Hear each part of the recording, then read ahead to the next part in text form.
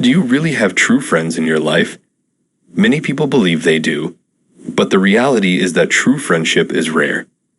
It's not enough for someone to simply stand by your side. They need to be truly present and invested in your life. This video is important because it will highlight some uncomfortable truths about friendship that may hurt some feelings. But it's important to face these truths in order to evaluate your relationships and make positive changes in your life. In this video, we will explore 5 signs that may indicate you don't have real friends. Keep an open mind and be honest with yourself as we dive into this important topic. And as always, don't forget to subscribe to our channel for more valuable content. Let's get started. Number 1, know values and principles. Have you ever stopped to think about the quality of your friendships? Do you pick your friends based on shared hobbies or activities, or do you share core values and principles? The truth is, most people today pick their friends based on superficial things like playing video games or going to parties together. But just because you share an activity or habit doesn't make someone a true friend. In the past, men understood that choosing bad friends could have deadly consequences. They had to share a code of honor and principles to survive. Nowadays, people don't prioritize values and principles when choosing friends. Instead, they face the consequences of their careless choices. It doesn't matter if your friend is different from you in every way, as long as you share the same core values and principles. The question is, would you have each other's back in any situation and fight to the last breath for each other? Loyalty is more than just words. It's about being brutally honest with each other, never tearing each other down in front of others, and being loyal no matter what.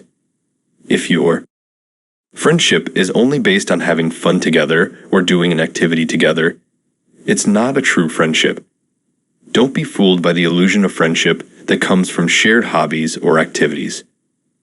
True friendship is built on a foundation of shared values and principles, and the willingness to stand by each other through thick and thin. Number 2, fake friends. The reality is that some people who we call friends can turn out to be snakes. In most cases, it's because we haven't taken the time to consider whether we share the same principles and values. However, occasionally, there are people who are experts at pretending to share our values, and they exchange real value with us. But at their core, they are nothing more than slimy snakes. Think of them as undercover cops. Their job is to blend in, gain our trust, and then shut down our operation. In life, some people know that they can't come to us with hate and negativity, so instead, they come with favors and good deeds. But beware, sometimes good deeds can hide an evil heart. Just because someone does good things for us, it doesn't necessarily mean that their heart is in the right place. Once they've gained our trust, their true intentions can come out. This is why it's often the people closest to us, friends and family, who can hurt us the most. I'm not saying that all people can't be trusted or that all friends will do us wrong. There are genuinely great people out there who deserve our trust and loyalty. However, it's crucial to be aware of who we let into our inner circle and to make sure that we are good friends ourselves. It's better to go through life alone for a while than to have fake friends. But eventually, good people will enter our lives, and when they do, we shouldn't be afraid to let them in, even if we've had bad experiences with fake friends in the past.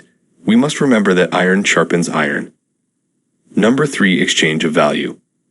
It may not be a popular opinion, but the truth is that every relationship is built upon an exchange of value. If you try to deny this fact, your relationships are more likely to be shallow and unfulfilling. Let's consider the example of 2 friends, Tony and James, who share similar values. Tony is a great listener, wise, funny, and has a way with the ladies. James, on the other hand, is very fit and ambitious in business. There's an exchange of value going on in their friendship. James goes to Tony to talk about life, seek advice, or have fun, while Tony benefits from James' strength and ambition, becoming more successful in business. Their exchange of value makes their friendship stronger. The value being exchanged doesn't have to be the same. It could be completely different, as long as it's valuable to both parties. For example, if James has a friend who is equally driven in business, they can push each other to become even more successful. Remember, iron sharpens iron. Whether the value exchanged is different or similar, what matters is that there's a mutual exchange going on, and the more value being exchanged, the stronger the friendship. Number 4, no deep connection. It's important to pay close attention to the behavior of your friends when you're with them. Do they seem to intentionally avoid you when you unexpectedly cross paths in public? Are their conversations with you always cut short and lacking depth? Do they avoid eye contact and make excuses to leave abruptly? These are all signs that your friend may be actively avoiding a deeper connection with you.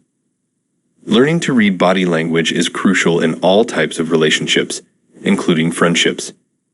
If your friend's body language seems to indicate that they're rejecting you, it's important to acknowledge and accept that they may not want to be friends anymore.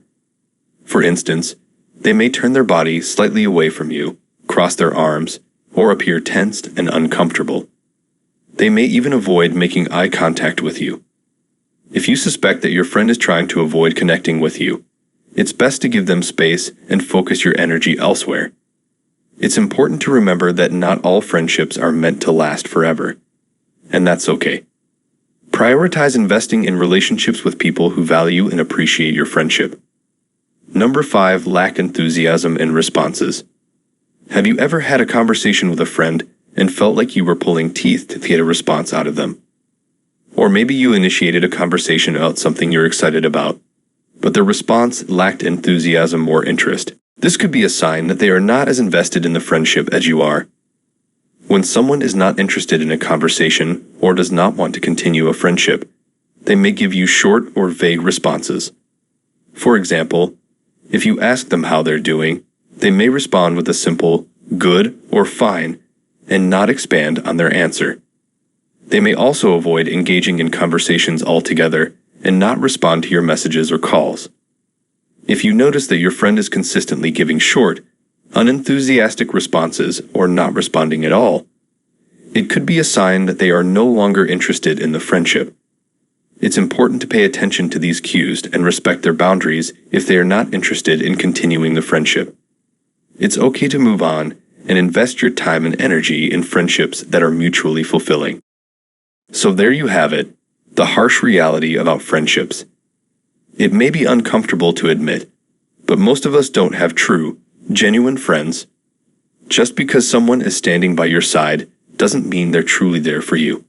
But don't despair, it's never too late to cultivate real friendships. Remember, it's better to have a few close, authentic friends than a bunch of superficial ones. So, take some time to reflect on your relationships and make the necessary changes to build more meaningful connections. It won't be easy, but it will be worth it. Thanks for watching, and don't forget to click the subscribe button for more eye-opening videos.